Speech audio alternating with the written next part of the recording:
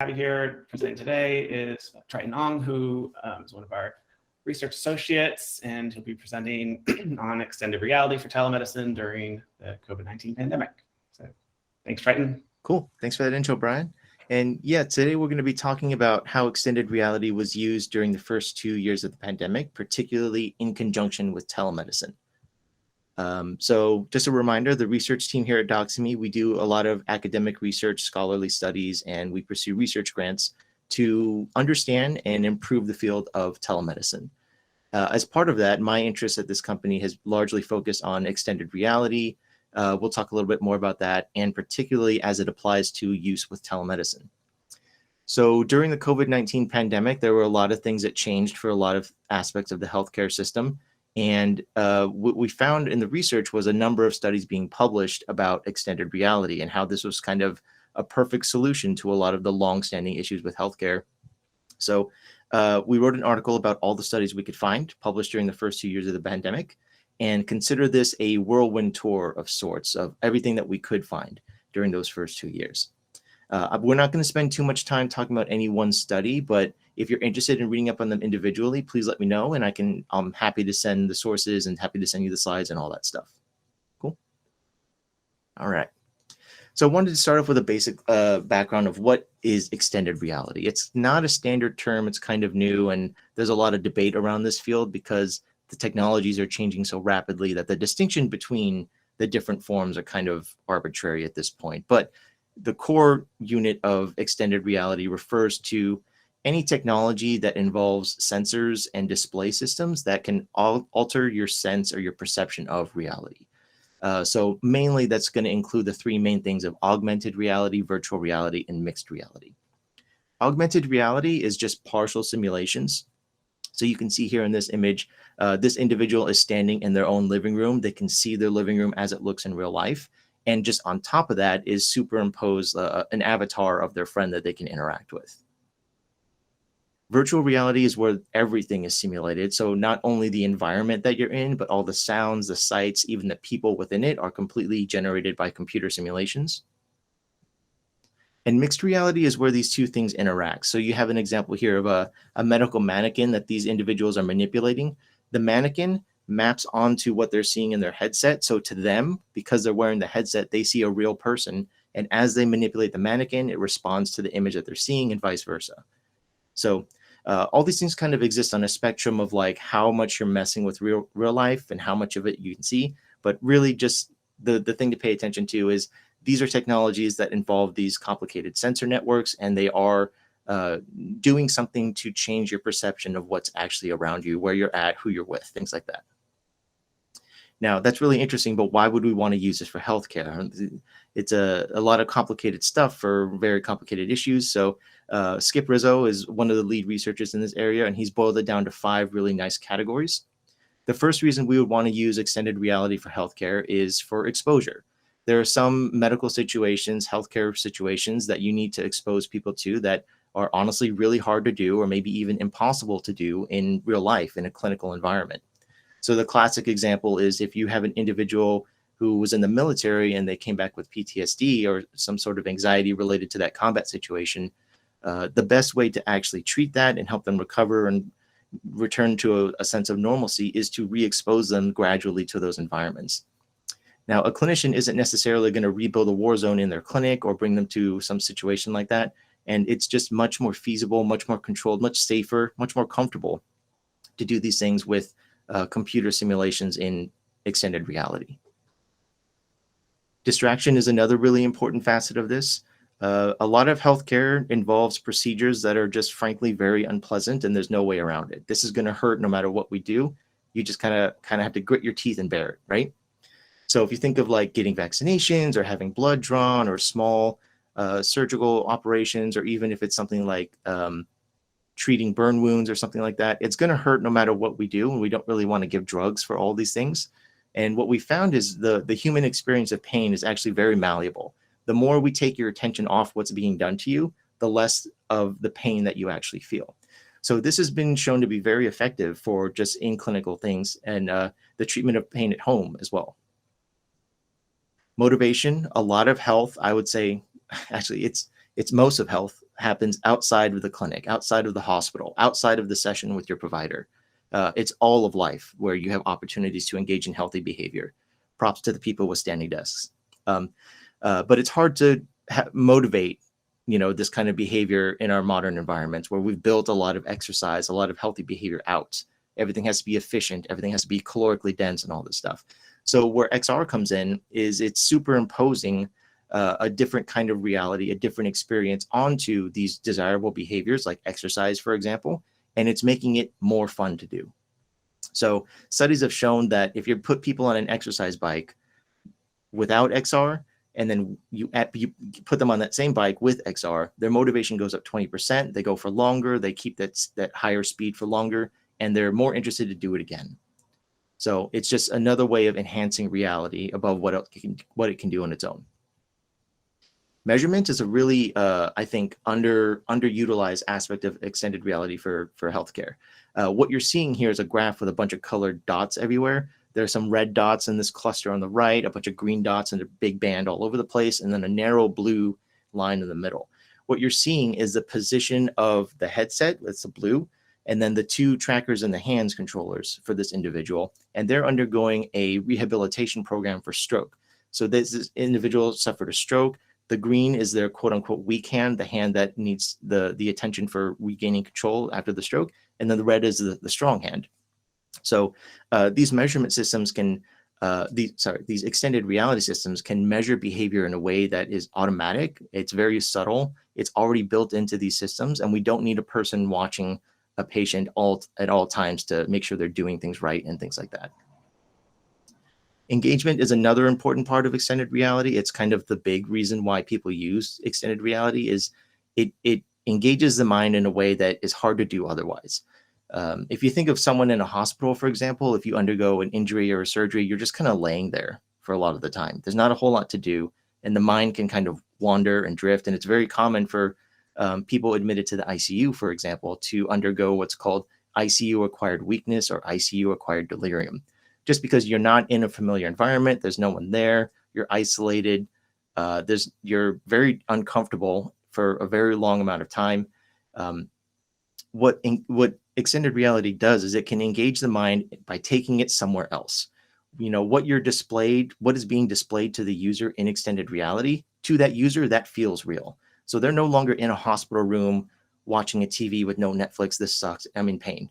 They are in a beach or something like that, or whatever it is you program for them to have in there. So it's just another way of engaging the mind in a way that's really hard to do otherwise. So these are great uses for extended reality in healthcare. However, these were really for what we can call peacetime applications. There was a big bad these last couple of years that's really mixed up a lot of what we held as true for the healthcare system. So we were really interested to see how this novel technology was being used and deployed during what was probably the worst of situations in our lifetime. And there were a couple of really standout examples of this. Remember when COVID-19 first happened, it was really hard for people to travel, and there were a lot of resource shortages because, supply chains shut down, international commerce shut down. And for medical professionals, this was a really big hit because they need that protective equipment that was not available, and there was a shortage of it. Plus, a lot of these specialists are world experts, and when they're needed for a very special case somewhere, they have to travel to that place to see that patient. Well, during COVID-19, a lot of that was just not possible. So what we saw were a number of publications come out where medical professionals were using augmented reality to beam a professional in from a completely different location to treat a patient. So here on the top left, what you're seeing is a surgeon specializing in this kind of liver treatment or kidney treatment, and they're annotating directly onto a junior surgeon's view using this headset to tell them how their incision should be made, what they should note about the wound and things like that. This was a COVID positive patient that if the person were to have traveled, not only do they risk this during travel, but they risk it during treatment itself. And it just saved a lot of time and a lot of travel, and it allowed people to get special treatment without the barriers of COVID-19. On the right, what you're seeing is an image of augmented reality telemedicine being used to have a ventilator specialist who knows all the different ventilators that are out there, training these people how to use a ventilator that they've never seen before. Remember that ventilators were flooding in from everywhere, trying to get them into hospitals. Well, a lot of medical professionals know how to use one ventilator that's on their floor all the time, but there are so many different ones that kind of came in, and it's not something that you want to learn on the fly or with an instruction manual. So having that specialist being able to telemedicine in and show you exactly what button to press is what made a huge difference for that hospital. And there were even interesting studies that showed that use of this augmented reality telemedicine system was able to decrease healthcare professionals' exposure to COVID environments by more than half, and it reduced the amount of PPE use by over 83%. So it's a huge, huge benefit to workflows and international communities and things like that. Access to healthcare was really difficult during those first times of the pandemic, if you remember. The people at the most risk were people with multiple comorbidities, and particularly older people. What was shown early on in the pandemic was that for chronic obstructive pulmonary disorder and multiple sclerosis, a lot of these older individuals who were in poor health could get treatment at home by sending them VR headsets where they could communicate with a therapist, undergo program treatment, and give updates and send data into their clinic and stuff like that. A number of people who were very well versed in the virtual reality treatments promoted extended reality for wellness at home. There were a lot of children who had undergone almost year-long isolation, not seeing their friends, not going to school and things like that. And adults as well who are struggling with weird shifts in the economy. Maybe people lost their jobs. Extended reality was promoted as an ideal technology to just, everyone has this at home, should try it out, it can help. And something we really didn't expect to find was this literature on AR location games. So if you think Pokemon Go, you have to travel around using Google Maps, you walk around, and once you reach a certain spot, you can play a game using augmented reality. 77% of people who play these games said that the game helped them during the pandemic. And there's research that showed that these Pokemon Go legendary raids, these like special game events, motivated people to go outside and exercise in a socially responsible manner. And there was probably no group hit harder than the frontline healthcare workers during the pandemic. And there are important discussions that need to happen and changes that are being made to restructure the nature of that work. But during that impact, something needed to be done to help healthcare workers go from one patient to the next and just kind of maintain the pace that they needed. There were a number of virtual reality apps designed to basically beam a therapist to the worker during their shift without having to leave the work site, or having to bring a therapist into the actual clinical space. And a lot of opportunities for this are being extended today.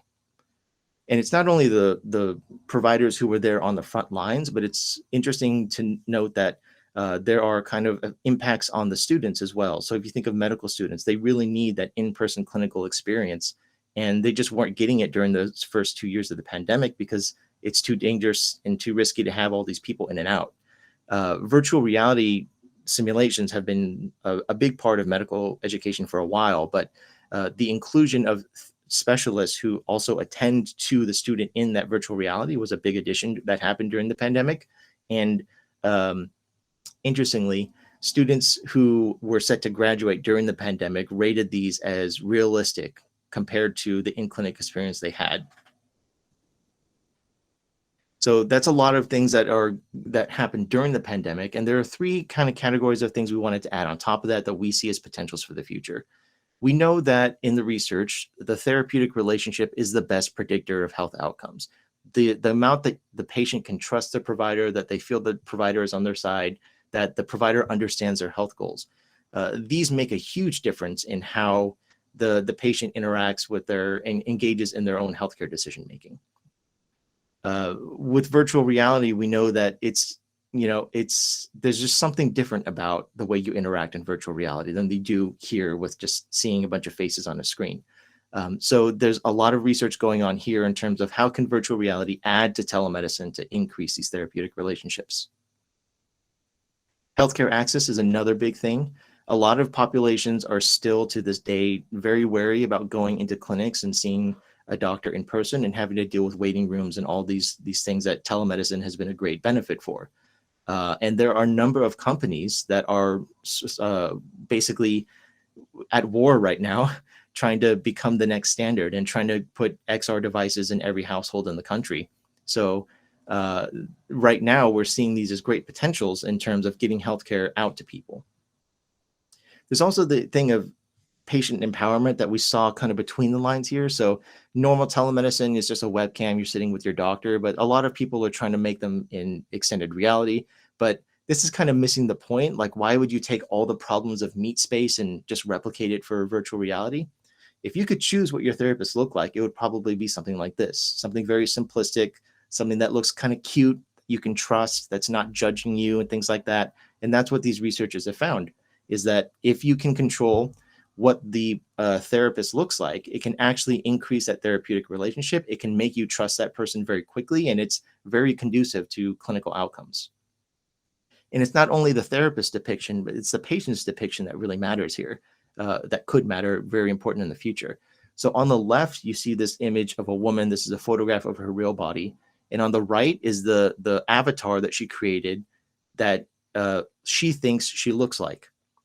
So this is opening up whole new realms of human behavior that we haven't had access to before. It's now the patient's thoughts, the patient's emotions, what the patient thinks of themselves. These are now able to be depicted visually in extended reality, giving them more options than ever to communicate, more options to choose, more options on how they experience healthcare. Now, that's all great. We have high hopes for the future, but it's always important to have a healthy amount of skepticism about these things. So first off is the lack of long-term outcomes. A lot of the research I just told you about is preliminary, mostly feasibility studies, mostly just asking the question, if we do this, do people die? Probably not. There aren't a lot of clinical trials out. There aren't a lot of studies looking at general population. A lot of the people recruited into these studies are sort of self-selecting. So we don't know how well these things generalize to different age groups or ethnicities or countries or languages and things like that. There's also the issue of questionable security. As great as this extended reality stuff is, ultimately they have to be experienced through some kind of hardware system. And right now the hardware system is owned by companies like Facebook. That's very not, it doesn't pass the sniff test for a lot of people. And especially for providers, their first question with any new intervention is going to be, is it HIPAA compliant? And if your answer is no, that's the only question they're going to ask you. This is also related to the third issue on regulation and oversight.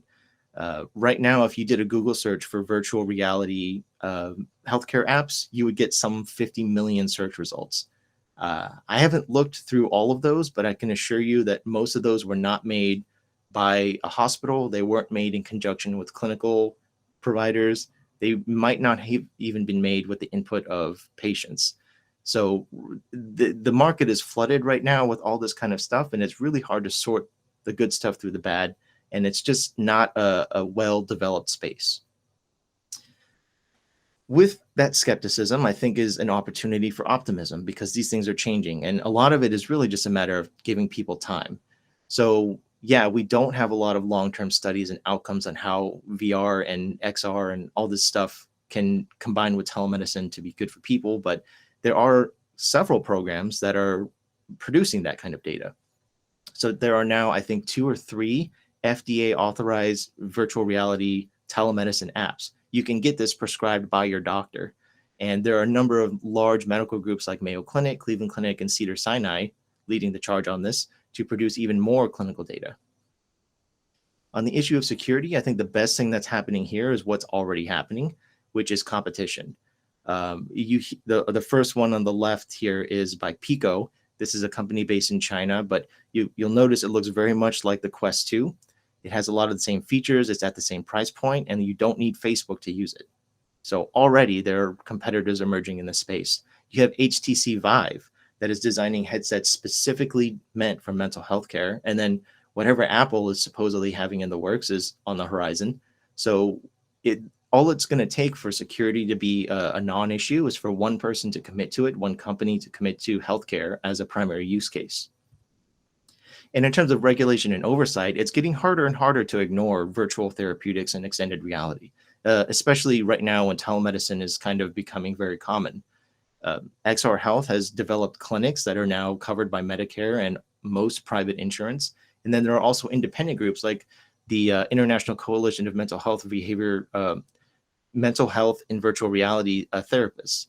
So these are independent groups that are looking to generate standards of care, standards of treatments, and incorporate this into training. So while there's a lot of reasons to doubt extended reality, it doesn't really matter how you feel. If you think it's the best thing ever, or if you think it's dumb and it's never going to happen, the important thing to know is that right now it's the worst it's ever going to be. And it's only getting better. And there are many companies, the biggest companies in human history, are pumping billions of dollars into making this the next thing. So these are just things that we want to keep in mind as a telemedicine research company, that this is definitely on the horizon and something we should be paying attention to. All right, whirlwind tour over.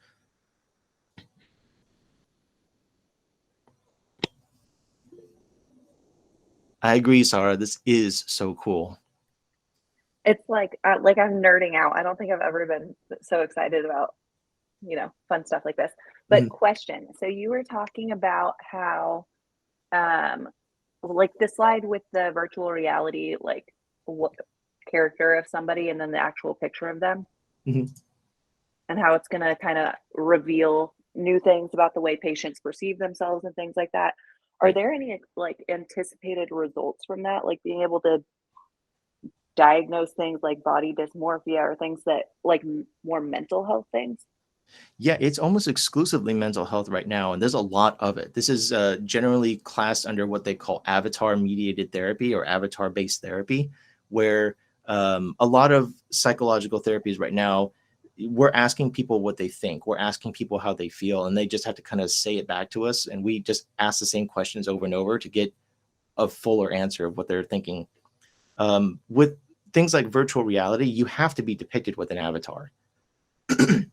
So allowing patients to, excuse me, allowing patients to choose how they look, to actually craft their own bodies, tells us a lot that they might not be able to put into words. So there's plenty of research. Yeah, body dysmorphia is a big case there.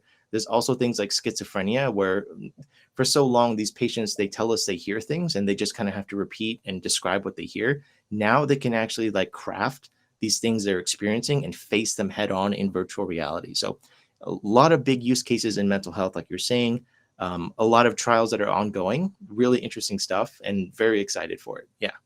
That is so cool. Okay, I'll be done now. I'll let other people participate. Triton, I also thought it was a really cool presentation. You laid that out really well. I have a question about the 5 areas in which it's being used, and it's a 2-part question. Sure. I know you said that there's not a lot of long-term research on it. What's the longest study that you've seen, either back as far as to date or in terms of like longitudinal? I think virtual reality exposure therapy, that's mostly going to be for combat-related post-traumatic stress, is probably the most substantiated line of research here. It's gotten the most research for the longest amount of time. I gave credit to Skip Rezo earlier in the slides here. He's kind of one of the progenitors of this line of research. It's called Brave Mind, out of the University of California, San Diego, I believe. And a number of other programs similar to his have cropped up. I think there's some in some in Florida, some in New York, but they've been cranking away at this research for over 20 years now. When they started, man, they were using virtual reality systems that cost like $20,000. But now things are just like rapidly accelerating, and they've commercialized a lot of these things because they're just so proven at this point. So if you're looking for one line of research that has really proven itself for this kind of therapy, it's definitely going to be virtual reality exposure therapy, I think. Wow, yeah, I didn't even know AR had been around for 20 years. And I guess that you might have an answer to the second question then. The area that I was most interested in was number 3 and 5, the motivate and engage, especially when you showed the fitness example of people on the bike were 20% more motivated. Do they have any data on whether that's sustainable though? Because just like a lot of people, I get a fancy new workout, I get a fancy new gadget. It's motivating for the first 2 months. And then I think we all put the Wii's down. I know a lot of people in the company don't play as many games in their VR headset anymore. We kind of get desensitized to it. Are they worried about that at all in those areas, or have they looked at it? Has there been anything long-term? Yeah, there's a big concern right now over those sort of like false positives of like, yeah, VR is great. It's kind of compared to nothing, so it's better than nothing. And the concern is around exactly what you're saying there about this novelty effect of like, yes, it's a new technology. It's very immersive. It's very stimulating. But how long is that stimulating for? The research I've seen to date doesn't show super promising long-term results, but I think ultimately that's because the research so far has been missing the point, or I guess we as a society have been missing the point. To me, this extended reality stuff is not meant to be a permanent thing. You're not supposed to use extended reality every time you exercise. I think it's meant to motivate that behavior in the beginning and then programmatically transfer that excitement, that experience to the natural behavior. So if we're taking the bike thing, for example, if you're just sitting on an exercise bike in your living room staring at the wall, that's going to suck. Obviously, extended reality with that bike is going to feel better. But the idea of that is to promote something else to happen other than XR. You shouldn't need the XR long term. I think that's the thing we're struggling with as researchers is how do we program the shift from XR back to real life? That's awesome. Cool. Dr. Z says, excellent presentation. I found it incredibly helpful, and it cut off the rest of the message. It says, I found it incredibly helpful in getting me to expand my awareness of problems that are being solved with XR. Thanks for taking the time to put together this presentation. Which is true. I guess I could have just said it myself. But no, it was great. I think, obviously we grasp the things that we do in our own lives very easily, but unless we've experienced some of these problems ourselves, it's hard to see them. And, as we continue to move into this, it's helpful, especially for Pape team, I think, just to be thinking about this. And props to Pape team. I noticed almost every team member is here. So I'm pretty stoked about that. Yeah, thanks for being here. I'm happy to talk about this stuff anytime, not just during this presentation. So hit me up for sure. Awesome. Thank you. And piggyback a bit off what Brian was just saying, and him and I are both mental health clinicians, so with a lot of clinical experience, and as a clinician, if you don't actively use these things, or you're not really trained in an environment where this is commonplace, and I don't want to speak for Brian, but I don't know if he's done or used virtual reality, augmented reality in any of his clinical experience, but I was trained in an environment where we had virtual reality systems available, and I've used it as a clinician a bunch, and we found it particularly useful for flight phobics, so people that couldn't fly. So we have a virtual plane that they could get in. We could recreate that experience and get them used to that prior to being able to travel for the first time over a flight. So it's neat to be on kind of both sides, where we're studying and we're developing some of these things now, but I've used them in my own personal clinical practice, and it's amazing to see both sides of that. All right, well, looks like we're out of time, but thank you, Triton, so much. That was such a great presentation, and we will have another grand rounds next month. We're looking forward to that, and I believe, is it Haral is presenting, Triton, or? Yes. Oh, yes. All right, so Haral Sonny will be presenting, and we look forward to that. So thank you all again for coming, and have a great day, great weekend. All right, thanks everybody.